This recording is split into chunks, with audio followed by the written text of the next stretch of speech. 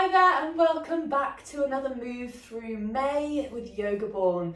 My name is Hannah. If we've not met before, it's lovely to meet you and practice with you today. So today in Move Through May, we will be exploring a pose called Utthita Parsvakonasana. Now that is the Sanskrit word for extended side angle. So that's what we're going to be working on today. I have a few props around me. So I'd like to introduce you to my friendly blocks. If you don't have blocks, I've said this before, I'll say it a million times, you don't need blocks. You can use books, you can use anything that is next to you. If you wanted to use, I'm trying to look around me what I could use some plants, but they're called plant pots, that's the one, I was going to say plant holders. Plant pots, whatever works, something to give you a little bit of height if you want it. I also have my trusty strap. You may not have a strap. If you don't have a strap, it's absolutely fine. Think about something else. You could always just use a sweater. You could use a piece of cord, a piece of rope. The way we're going to be using it today, you're not going to be needing to necessarily loop it around anything. You're just going to need to hold both sides of it possibly. So anything that's long that you could get hold of, so maybe rope, maybe a piece of macrame cord, maybe, I love my macrame. Yeah, anything like that, even the arms of a sweater. And last but not least, got my blanket. So those are the props that we're going to be using today. In fact, actually, I don't know why I've got my blanket. We're not going to be using that prop today, so ignore that one for now. So extended side angle, Utthita Parsvakonasana. What is it? So it is a great stretch for opening the whole body. It works with the whole body. Now, I think when we think about Utthita Parsvakonasana, we automatically think of it as being a lower body stretch. I was going to say upper bit, but a lower body stretch. And actually what I love about Utthita Parsvakonasana is there's opportunities to work all aspects of your body with it. So if you're looking to get some upper body stretching in and some lower body, you can work your core with it. There's lots of different options as well. So lots of different variations out there. I think one of the things I like to think about with Utthita Parsvakonasana is trying to take up as much space as possible with it. So without further ado, let's get into it. So to get into Utthita Parsvakonasana, we're going to start at the top of our mats, finding Tadasana, our nice mountain pose here, rooting down through all four corners of the feet. Take one breath in here, nice and strong in your mountain pose. On your next inhale, we're going to lift that right foot up, step the right foot back, open it to a 90-degree angle. So the toes of the right foot, they're pointing towards the long edge of the mat. We're going to bend in that left knee. This might seem a little bit familiar to you if you've not practiced Utthita Parsvakonasana before, but you were here for my previous video a few days ago. It's the same setup as Warrior Two, so it might feel a little bit similar to you. So with Warrior Two, we bend in that left knee, we open our arms, find that nice T shape, our gaze over our thumb fingers. What we're going to do here is draw ourselves forwards. So think about drawing that left hand forward, stretching as far forward as you can. Then we're going to bring that left forearm down towards the left thigh. Right arm is going to reach up and over the head. So you'll see here what I'm doing. This hand, the one I'm flicking away, my right hand, there is one long line from the right fingertips all the way down to the heel of that right foot. I've got my right hip stacked on top of my left. My right shoulder is stacked on top of my left shoulder.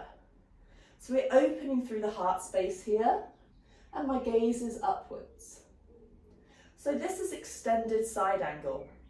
There's a couple of things that I see in extended side angle quite regularly that I want to just draw your attention to. So what I see quite a lot of is people relying on this left arm. What I mean by that is people pressing a lot of their weight into that left arm and into that left thigh. However, what we want to be doing is engaging our core here and using our core to lift us as much as we possibly can. So I'm going to challenge you for a moment here. Maybe practice with lifting that left arm up off the mat, off your thigh. What you'll notice immediately is that suddenly your core springs into action.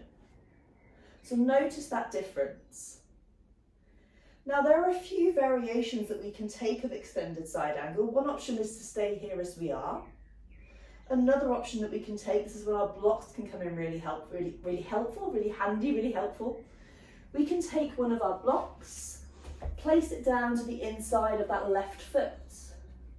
Now that right arm reaching up and over, we've got a couple of options. Maybe that left forearm stays to the left thigh.